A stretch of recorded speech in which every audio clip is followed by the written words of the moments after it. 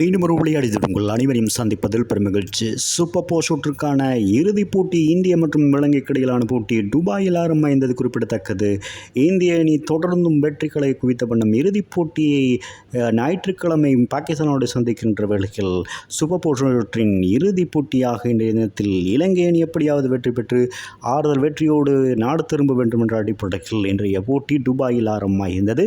இந்த போட்டியை பொறுத்தவரையில் முதலில் நாணய சுழற்சி வெற்றி பெற்றிருந்த இலங்கை அணி தமது அணியை களத்தடுப்பை தேர்வு செய்திருந்தார்கள். அதன் அடிப்படையில் இந்திய அணி ஆரம்ப துடுப்பாடுகளான சுப்மன் கில் மற்றும் அபிஷேக் சர்மா மீண்டும் ஒரு அதிரடியான துடுப்பாட்டத்தை இணைப்பாட்டத்தை காண்பிப்பார்கள் என்று எதிர்பார்க்கப்பட்ட வேண்டும்.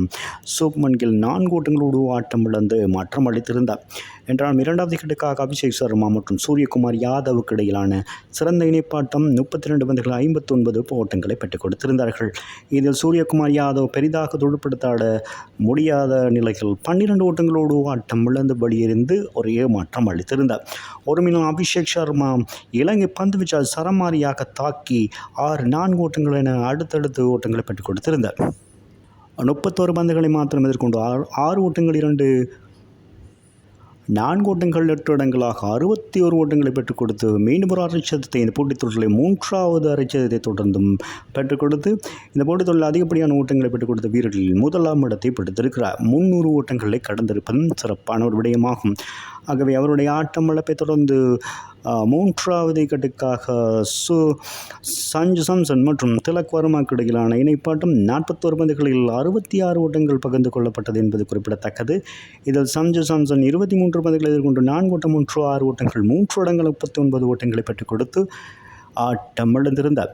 அதன் பின்னதாக ஹார்திக் பாண்டியா 2 ஓட்டங்களோடு ஆட்டம் இழக்க திலக் வர்மா இறுதி வரை தமது அணிக்கான ஒரு சிறப்பான துடுப்பாட்டத்தை வழங்கினார். 34 பந்துகள் எதிர்கொண்டு 4 ஓட்டங்கள் 6 ஓட்டம் 1 இடங்களாக ஆட்டம் இழக்காது 49 ஓட்டங்கள் பெற்றுக் கொடுத்திருந்தார் என்பது குறிப்பிடத்தக்கது. அக்ஷர் பட்டேல் தனது பங்குக்கு 15 பந்துகள் எதிர்கொண்டு 4 ஓட்டம் 6 ஓட்டம் 1 இடங்களாக 21 ஓட்டங்களை ஆட்டம் இழக்காது என்ற வழக்கில் நிர்ணயிக்கப்பட்ட 20 ஓவர்கள் 5 விக்கெட்டுகளில் இருந்து 202 ஓட்டங்கள் இந்த 2025ஆம் ஆண்டுக்கான ஆசிய கிண்ணத்தில் 202 ஓட்டங்களை அதிகப்படியான ஓட்டங்களை பெற்றுக் கொடுத்த அணியாகும் இந்திய அணி தன்னை இன்றைய தினத்தில் பதிவு செய்து கொண்டது. இலங்கை பந்துவீச்சாளரை பொறுத்தவரையில் மகேஷ் தீக்ஷண மற்றும் சமீர வனிந்து அசரங்க சானகா மற்றும் அசலங்க தலா ஒவ்வொரு விக்கெட்டுகளையும் பந்துவீச்சு வீழ்த்தியிருந்தன.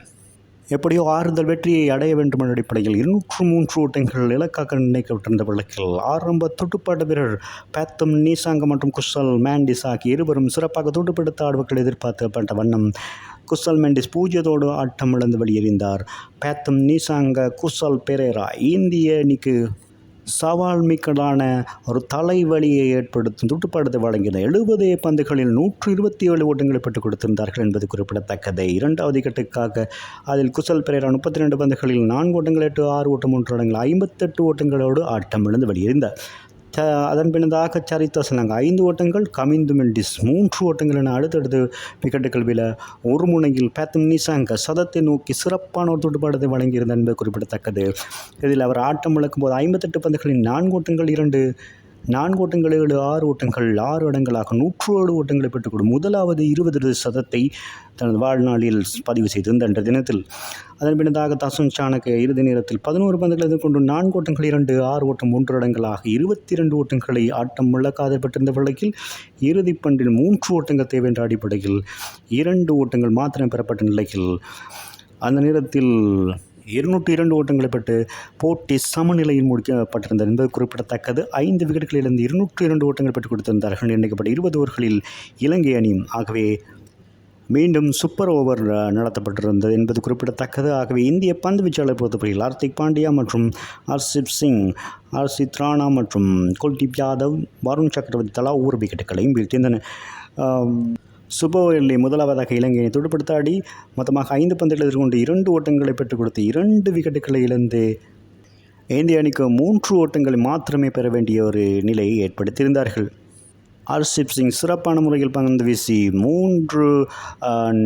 5 பந்துகளில் 2 விக்கெட்டுகளை வீழ்த்தி 2 ஓட்டங்களை கட்டுப்படுத்தியிருந்தார் என்பது குறிப்பிடத்தக்கதாகவே இந்திய அணிக்கு 3 ஓட்டங்கள் பெற வேண்டும் என்ற அடிப்படையில் இலங்கையின் வனிந்து அசரங்க பந்து வீச்சாளராகும் இந்திய அணி ஆரம்ப துடுப்பாட்ட சுப்மன் கில் மற்றும் சூரியகுமார் யாதவ் ஆகிய இருவரும் ஆடுகள் முனைந்து முதலாவது பந்திலே 3 ஓட்டம் பெற்றுக் கொடுக்க இந்திய அணி இந்த போட்டியில் இலக்குவான வெற்றியை பதிவு செய்திருக்கிறது. சூப்பர் பந்து ஓவரிலே 2020 போட்டி வரலாற்றிலே ஒரு அணியை அதிகப்படியான முறையில் வீழ்த்தப்பட்ட சந்தர்ப்பங்களில் இலங்கை அணியை இந்திய அணி 33 போட்டிகள் பங்கேற்று 23 முறை வீழ்த்தியிருக்கிறது ஒரு சாதனையாக இருக்கிறது.